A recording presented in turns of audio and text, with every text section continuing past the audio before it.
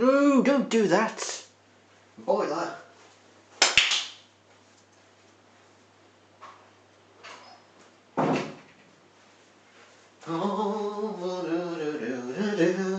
This is La Vie en Rose. The Wolfman was total shit. And I really mean that. I mean, what the hell? It wasn't scary. It wasn't interesting. It wasn't fun to watch. Didn't have a good plot. The plot was a bit cliched. The plot was very cliched. I can't even remember most of it. It was just a complete and total dud. In fact, it might be one of the worst films I've seen this year. It might just be...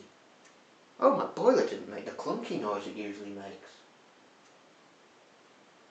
It's a miracle. Hallelujah. The Wolfman, it was complete and utter. I've been through that. It might just be one of the worst movies of this year.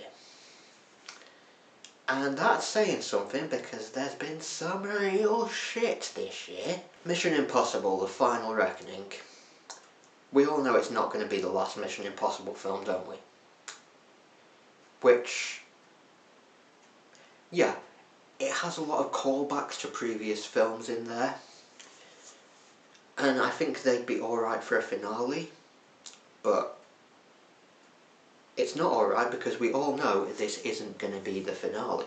Other than that, I really enjoyed it, yeah, but like a lot of the Mission Impossible films, the meat of it is wafer thin and forgettable. The best scenes in there are the submarine scene, which, I hate this phrase, but is peak cinema, and the flying scene at the end. I'm going insane. And maybe it's because a lot of the movies I watched in June were just... they were not good movies. They were a lot of rubbish, a lot of forgettable movies, a lot of... I really don't know. And it feels like June was so long ago that I'm losing track of time.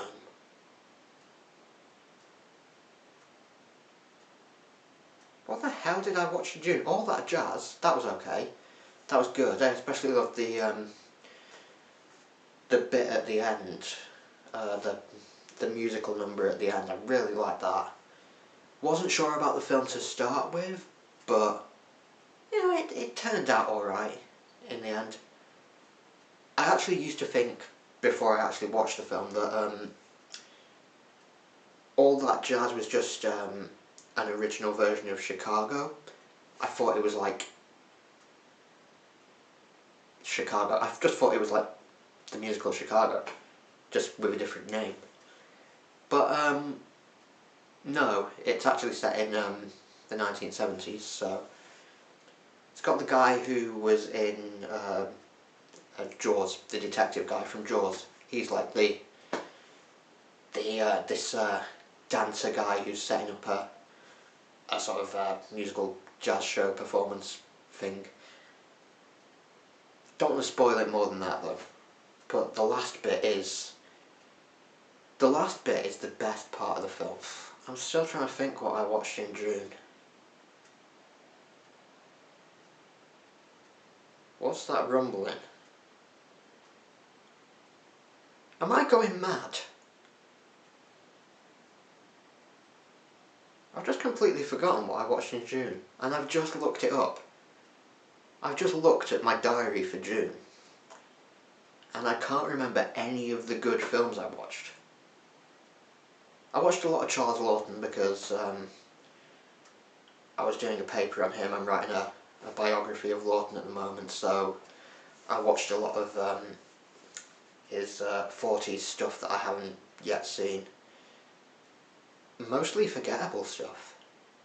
Mostly the ones nobody remembers. Like Ruggles of Red Gap, that was probably the best of the Laughton ones I watched in June. The Barretts of Wimpole Street, about Elizabeth Barrett Browning. He plays her father in that. Not a good film. Not a good film. Tell you what I watched in July though, Jamaica Inn. The film Laughton did with Alfred Hitchcock. And it gets slammed because, number one, it's not the book by Daphne du Maurier, which, by the way, I would recommend go check out the book. It is excellent. Number two, it's not a Hitchcock film. Hitchcock didn't really want to do it, his heart wasn't in it. And thirdly, a lot of the blame for this film, for it apparently not being very good, just gets foisted onto Laughton. But I watched this on the boat coming back from the Isle of Man. I just downloaded it to my laptop. And you know what? It's a great in-flight movie. Even though I was on a boat. It's a great plane movie. It's a great travel movie. I've seen it before and I've not liked it. But this time, the difference, I think, yeah, I really, really liked it this time. I also watched Blackmail actually more recently, which Hitchcock's first talking film, British film. Really good. Really excellent film. Not as good as another Hitchcock film of the same period, The Lodger, but still worth checking out. It's one of those Hitchcock films that just gets forgotten about because everyone immediately gravitates towards, Vertigo, The Birds, Psycho. The Birds actually are another Daphne du Maurier adaptation. Hitchcock did 3 of those. The other one was Rebecca in 1940. I need to rewatch that at some point actually. Rebecca. Although I want to read the book first because I've never read the book.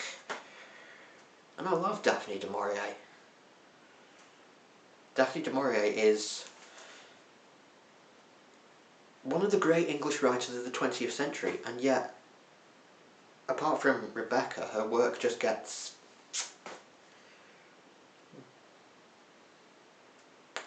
Right, James, look it up. What did you watch? A lot of stuff I can't remember. Rasputin with oh god, what's his name? Not Alan Parker. I can picture him. Alan Rickman. How did I forget Alan Rickman's name? Yeah, not a good film, not a great film.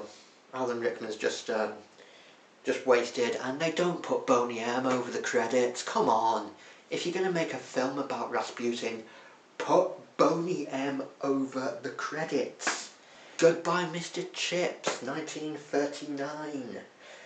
Oh, this is one I'd actually recommend. Completely forgot I'd watched it, but excellent. I think it was British American, that one. It's got Robert Donat, who's in the 39 Steps.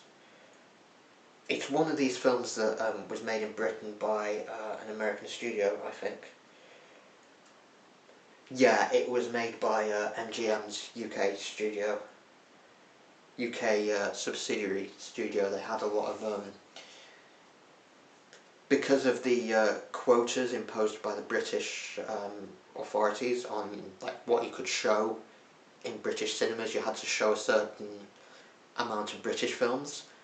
American studios got around this by setting up subsidiary studios in Britain, and that was one of the films there.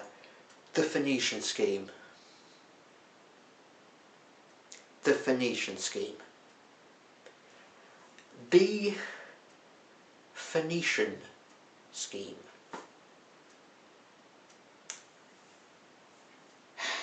Oh, 28 years later. Oh. See, I did watch some good films in June, didn't I? We've gone from one of the worst films of the year to one of the best. Like, legacy sequels like this, they don't usually work. They're not usually good, but this one, this was outstanding. I watched this when I was on the Isle of Man. I found this really tiny little cinema in, well, it wasn't even a back street of Douglas. It was more like a casino car park, just tucked into the back. This old, like, 1920s cinema just lost at the back of a casino car park, and they were showing 28 Days Later, so I went in, had a really nice time. The seat numbers were confusing. I went to the wrong seat initially, realised I should have been at the other end of the row across the aisle, so I brushed past all these people to a seat that wasn't mine, realised it wasn't mine because the seat numbers were so confusing. They had like 2 numbers on each arm, so I had to go all the way back and squeeze past all those people again, then squeeze past more people.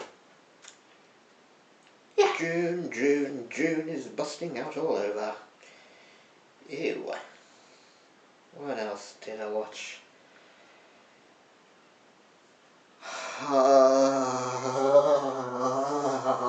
Jeanne Dielman, 23 Quai de Commerce, 1080, Brussels.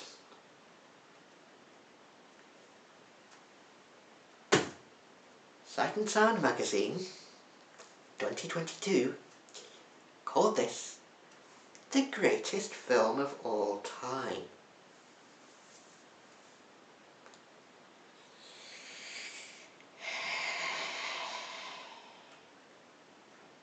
It is 3.5 hours with very little dialogue of a woman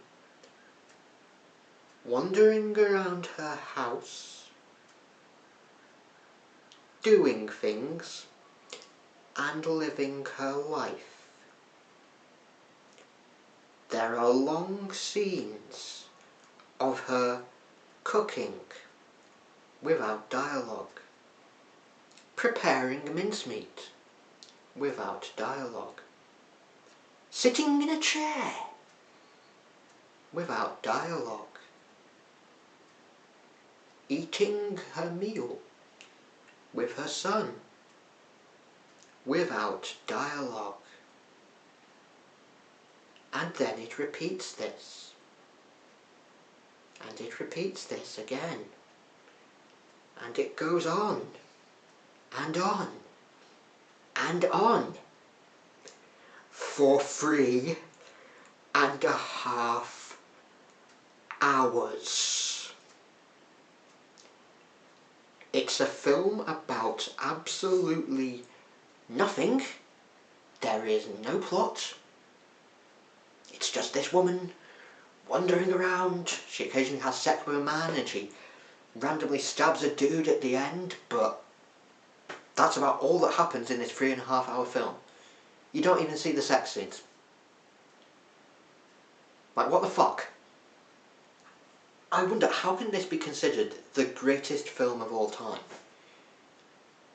I mean, people have, like, imposed, like, meanings onto this film, like it's about, like, it's a feminist masterpiece, and, like, saying things like that, but really? Feminist? Okay, I can understand, like, why you might call it a feminist film, how it might, like, show the female experience, but surely you can do that in less time than 3.5 hours. Surely you could do that in a more interesting film. People say the boredom is the point of it, but what the hell? You can't call this a masterpiece, and you can't call this the greatest film of all time. It's not even technologically good. It's not even shot in a good way. It's not... There's no criteria by which this can be called the greatest film of all time. I wouldn't call it a masterpiece. I think people saying that the boredom is the point is just an excuse. It is... Blah.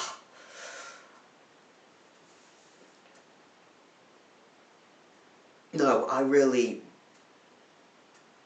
hated this. It's so mind-numbingly dull. And it really... In fact, part of it just angers me. You know what I'm going to do? I'm going to make a film of me wandering around this flat, doing fuck all. Me just... long shots of me just eating, sitting in a chair, sitting on the floor maybe. Maybe I'll include a random scene of me having a wank.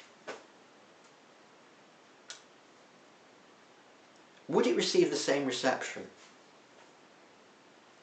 if I made something similar to this? If anybody made something similar to this? No, it wouldn't. But I'm going to do it anyway, just to prove a point. And you know what? This will be our little secret, right?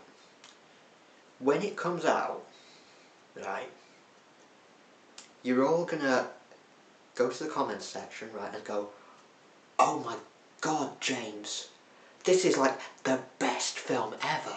This is like a masterpiece. This is... wow, I can't believe how amazing this film is.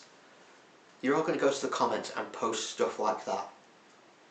Even if you don't agree, just go to the comments, post like a comment about how amazing it is, and we'll prove a point by it. Don't know what the point is, but we'll prove a point by it. Shall we move on to July?